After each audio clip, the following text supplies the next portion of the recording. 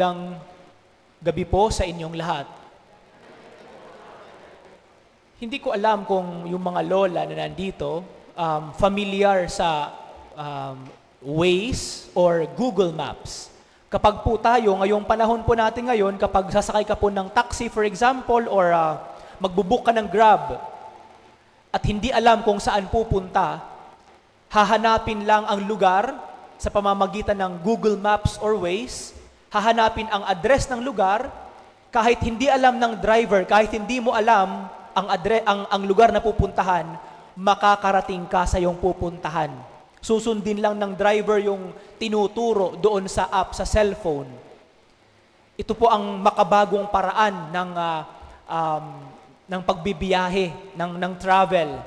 Kahit hindi ka familiar sa lugar, kahit hindi mo alam kung paano pumunta doon, basta't meron kang cellphone, may signal ka, may internet ka, matutuntun mo yung lugar na nais mong puntahan. Sa makabagong teknolohiya, saang mang lugar sa buong mundo, tuturuan ka lagi ni Waze o ni Google Maps ng tamang daan. At hindi lang iisa, pwedeng maraming daan, maraming pasikot-sikot, pero makakarating ka pa rin sa gusto mong puntahan. Sa pananalangin, hindi po ganon. Sa pananalangin, walang straight na daan, wala ring pasikot-sikot na daan. Hindi pwedeng sabihin na dahil marunong akong magdasal, siguradong pakikinggan ako ng Diyos. There is no such thing as all road leads to heaven. Yun po ang pinupunto ni Jesus sa Ebanghelyong binasa ngayon. Ang mga pagano, ang mga hentil, marunong din silang magdasal tulad natin. Kaya lang, may mga sinasabi si Jesus tungkol sa kanila, sa paraan ng kanilang pananalita, na pwedeng hindi pakinggan ng Diyos. Kaya nga, ang babala ni Jesus sa mga nakikinig sa Kanya nung Kanyang panahon ay, kapag kayo ay mananalangin, huwag kayong gagamit ng napakaraming salita tulad ng ginagawa ng mga hentil. Pwede palang mangyari na kahit marami kang sinasabi, pwede rin pala na hindi ka pakinggan ng Diyos at hindi tugunan ng Diyos ang iyong dasal.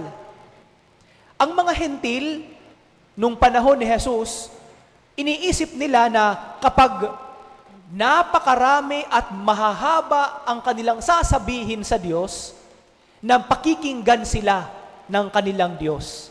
May mga pagkakataon pa nga na yung mga pagano at mga hentil, ang kanilang paraan ng pagdadasal ay nakikipag-bargain sa kanilang Diyos.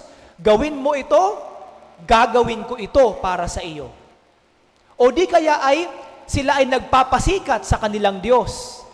Mag-aalay ng napakaraming ginto at brilyante, gagawa ng mga kung ano-anong kababalaghang bagay para pakinggan lamang sila, para tugunan lamang ng kanilang Diyos ang kanilang hinihiling. Pero sabi ni Jesus, wag daw natin gagayahin sila. Wag daw natin gagayahin sila. Dalawang bagay po ang pinupunto ni Jesus sa Ebanghelyo ngayon na paraan kung papaano ba tumutugon ang Diyos sa panalangin ng tao. Ang una ay ang motibo. Ang motibo ng pagdadasal. Kahapon kung nakapagsimba po tayo at kung nakinig tayo sa Ebanghelyong binasa, tinuruan tayo ni Jesus kung ano ba ang dapat gawin kapag tayo ay nagdadasal, kapag tayo ay nag-aayuno, kapag tayo ay naglilimos. Tinuruan tayo ng paraan kung papaano ba ayusin ang ating relasyon sa Diyos. At ang unang tinitingnan ng Diyos ay ang motibo ng tao sa kaniyang pagdadasal. Pwede kasing mangyari na ang ating dasal, ang motibo ng ating dasal, ang nag-uudyok sa atin upang magdasal, ay upang sumikat tayo at purihan ng ibang tao at hindi papurihan ang Diyos. Pwede kasing mangyari na gagawin natin ang dasal na kunyaring nagbibigay papuri sa Diyos, pero ang nais natin na tayo ang purihin ng mga tao sa paraan ng ating pagdadasal o sa ating pagiging madasalin. At yun po ang unang punto ni Jesus. Ang ating dasal, makikita man ng ibang mga tao ang ating pagiging madasalin, pero mababasa ng Diyos ang sinasabi ng ating puso, ang motibo ng ating pagdadasal. Papaano ka ba magdasal? Ito ba ay sa paraan na mayroon kang hinihiling sa Diyos, pero ang iyong kahilingan at ang iyong kagustuhan ay upang ikaw ay bigyan ang sarili mo, ang bigyan papuri at hindi ang Diyos. Ganun po ba tayo magdasal? Ang pangalawa na tinitingnan ng Diyos ay ang technique o paraan ng pagdadasal. Ang paraan. Sa Ingles, ang sinasabi sa Ebanghelyo ay, sabi ni Jesus, do not blabber like the pagans. Kung ano-anong mga salita ang sinasabi. Mga salita na minsan, wala ng kahulugan. Minsan, mga salita na hindi na naiintindihan.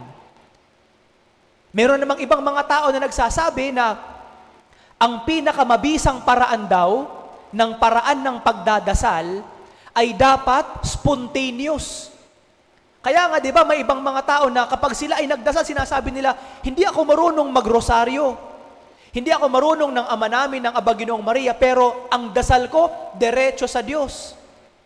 Para kung kinakausap lang ang Diyos na parang kaibigan lang, na parang kapamilya lang, na parang anak lang, na parang nanay lang, na parang tatay lang. Ganun po ako makipag-usap sa Diyos, ganun po ang dasal ko sa Diyos. May mga tao nagsasabi na yun daw ang pinakamabisa at pinaka-epektibo. Dahil sabi nila, yun daw ang nanggagaling sa puso.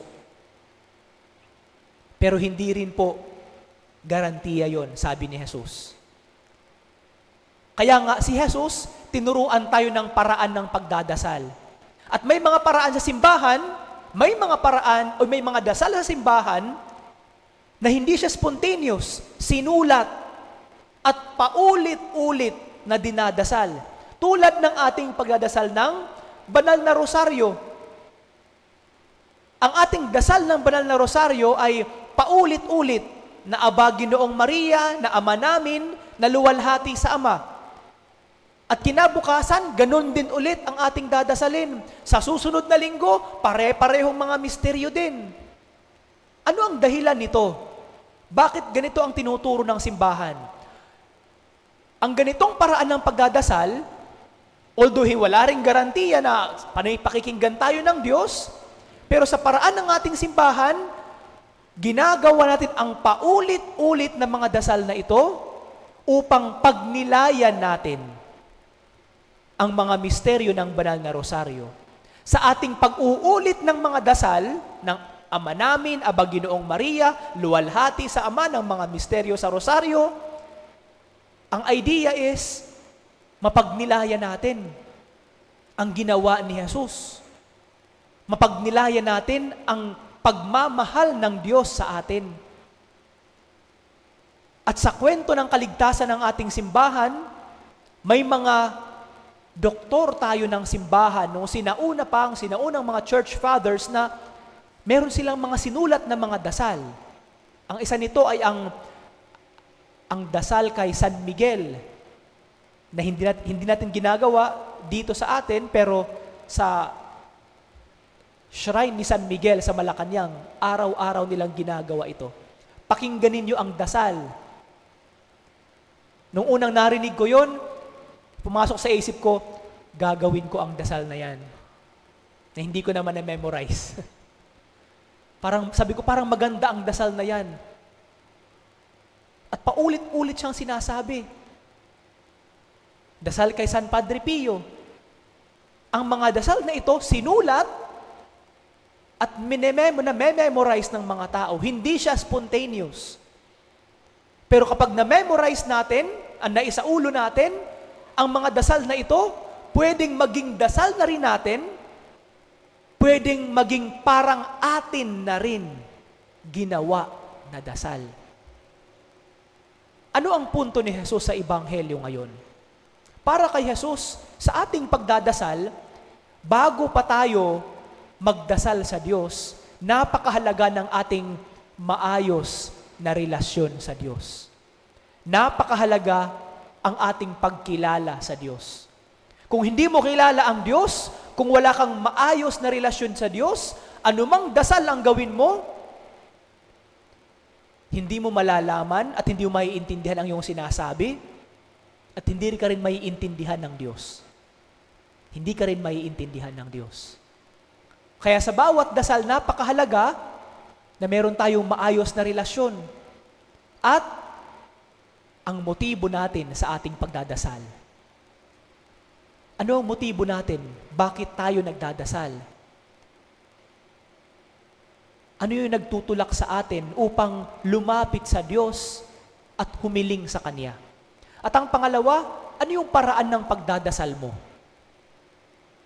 Sa papaanong paraan ka o sa papaanong paraan mo nalalaman base sa iyong nakaraang mga karanasan na ikaw ay pinakinggan ng Diyos, na ang iyong kahilingan ay tinugunan ng Diyos. Sa iyong personal na karanasan bilang Kristiyano, kung sa papaanong paraan mo napansin na sa ganitong paraan ng pagdadasal, tinutugunan ng Diyos ang iyong mga dasal, yun po ang pinaka-epektibong paraan ng pagdadasal para sa iyo.